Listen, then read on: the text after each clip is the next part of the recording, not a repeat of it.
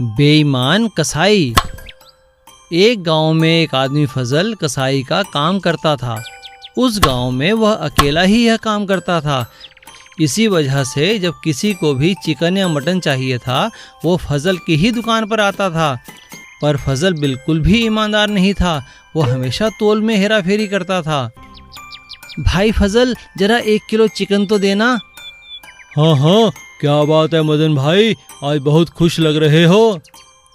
आज मैं 12वीं कक्षा में पास हुआ हूँ, इसीलिए माँ चिकन बनाएंगी। जैसे ही मदन का ध्यान बातों में लगा, फजल ने चिकन कम तोलकर फटाफट पैक कर दिया। इसी प्रकार वह सबको कम सामान देता था।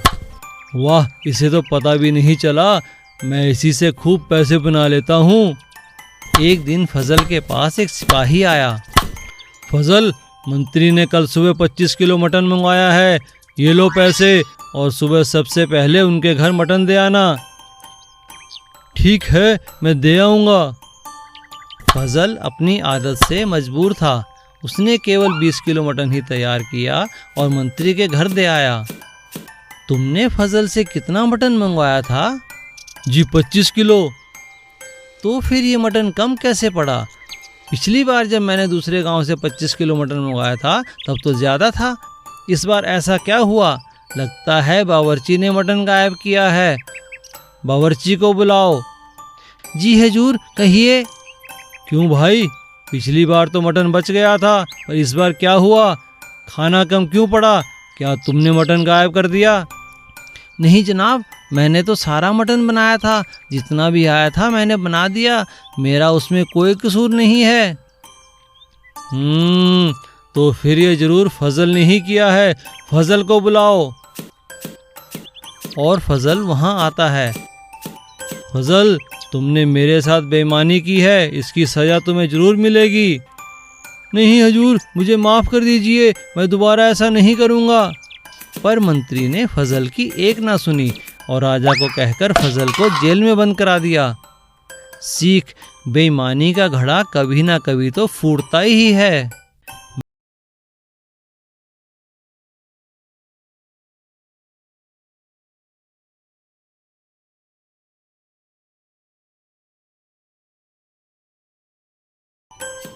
सभी गाड़ियों को अच्छे से देखकर ही जाने देता। एक दिन रामचरण नाके पे खड़ा था, तभी एक युवक बाइक पर वहां से जाने के लिए आया। क्या नाम है तुम्हारा? क्या लेके जा रहे हो? साहब, मैं तो बस एक पौधों का व्यापारी हूँ, वही लेके जा रहा हूँ। दिखाओ। देख लो साहब। रामचरण को सब ठीक लगा, इसीलिए उसने युवक को जाने दिया। कुछ दिनों बाद युवक फिर से वहां से गुजरा। इस बार भी रामचरण को कुछ गड़बड़ नहीं लगी, इसीलिए उसने उसे जाने दिया। इस लड़के को इतनी दूर से पौधे लाने की क्या आवश्यकता है? कुछ तो गड़बड़ है जिस पे मेरा ध्यान नहीं गया। अगली बार दोबारा देखूंगा। 2 दिन बाद युवक फिर से वहां से गुजरा। इस बार भी वह कुछ पौधे लेकर जा रहा था। कुछ तो बात है जिस पे मेरा ध्यान नहीं गया।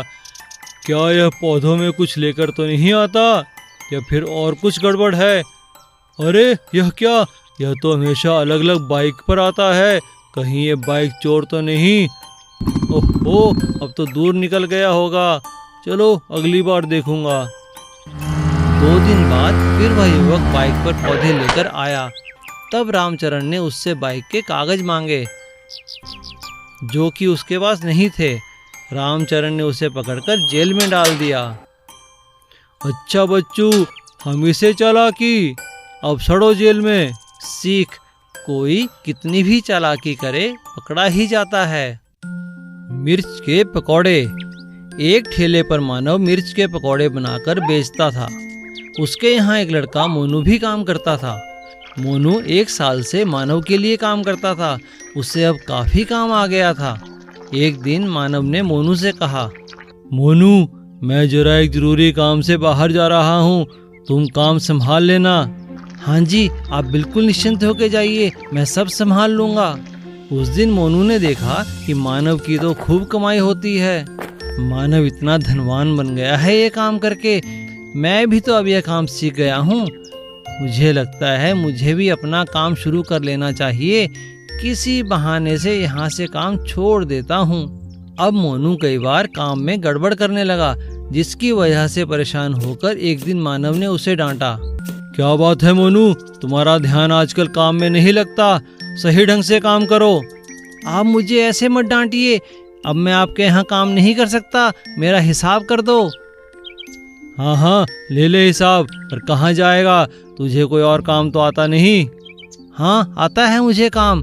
यहाँ का सारा काम मैं ही तो संभालता हूँ। देखना, मैं भी अपना एक मिर्च के पकौड़े का ठेला लगा लूँगा। हाँ हाँ, देखता हूँ कैसे बनाता है मिर्च के पकौड़े। जो मसाले में डालता हूँ वो मैंने किसी को भी नहीं बताया, और उसके बिना कोई अच्छे पकौड़े नहीं बना सकता। उस रात मोनू सोचने लगा, ऐसा क्या है जो मानव मसाले में मिलाता है।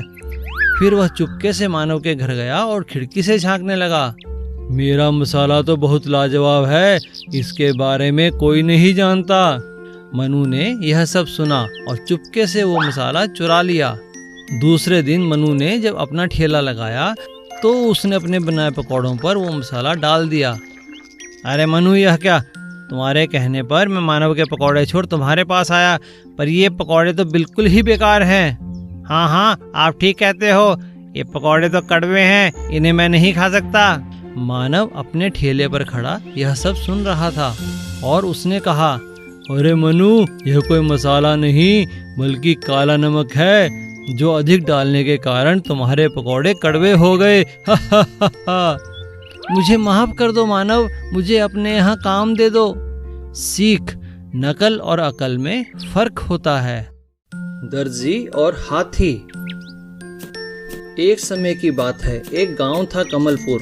वहाँ एक हाथी रहता था जिसका नाम था गजानन। वह गांव के मंदिर में रहता था। गांव वाले उसे बहुत प्यार करते और रोज उसे खाने में फल दिया करते थे।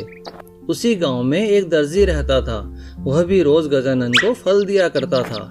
एक दिन वह किसी काम से दूसरे गांव चला गया और उसने अपनी बेटी से कहा, बेटी, मैं आज एक काम से बाहर जा रहा हूँ, तुम यह फल गजानन को खिला देना। ठीक है पिताजी। दर्जी की बेटी बहुत शैतान थी। जब दर्जी चला गया तो उसकी बेटी ने कहा, यह सब उस गजानन के लिए और मेरे लिए कुछ भी नहीं। अब ये सारे फल मैं ही खाऊंगी। ऐसा कहकर दर्जी की बेटी ने सभी फल खा लिए। कुछ देर बाद गजानन वहाँ पहुँचा। वापस जाओ यहाँ से, कुछ नहीं है आज, समझे? और दोबारा यहाँ मत आना। गजानन ने वापस फल मांगे।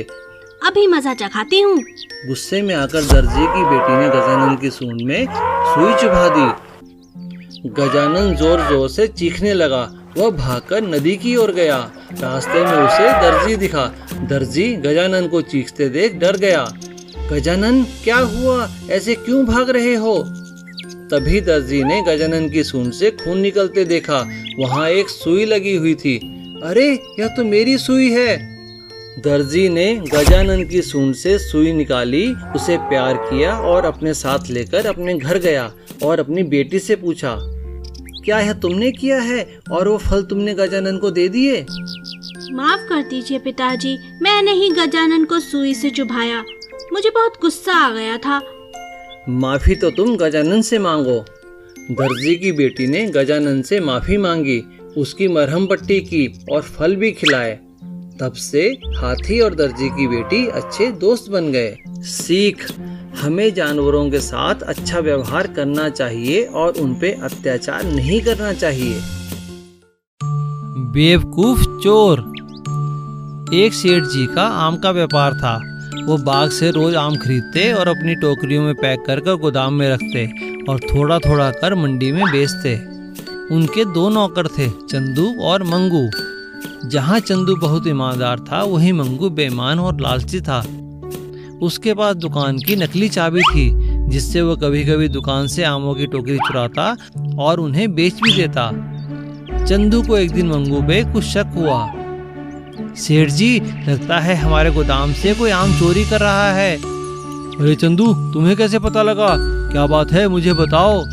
सेठ जी, कई बार रात को 10 टोकरी होती थी पर सुबह 9 ही मिलती है। अच्छा, देखना पड़ेगा। सेठ जी, एक दिन आप मुझे अपने गोदाम की चाबी दे दीजिए, मैं पता लगाता हूँ कि वो चोर कौन है। हाँ हाँ ठीक है, मुझे तुम पर विश्वास है।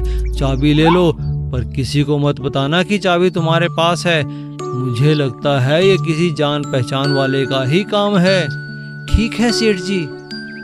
उस रात जब सब अपने घर चले गए तो चंदू ने चुपके से अपने कुत्ते को गोदाम के अंदर छोड़ दिया और खुद पास ही आम के पेड़ के पीछे छुप जाता है।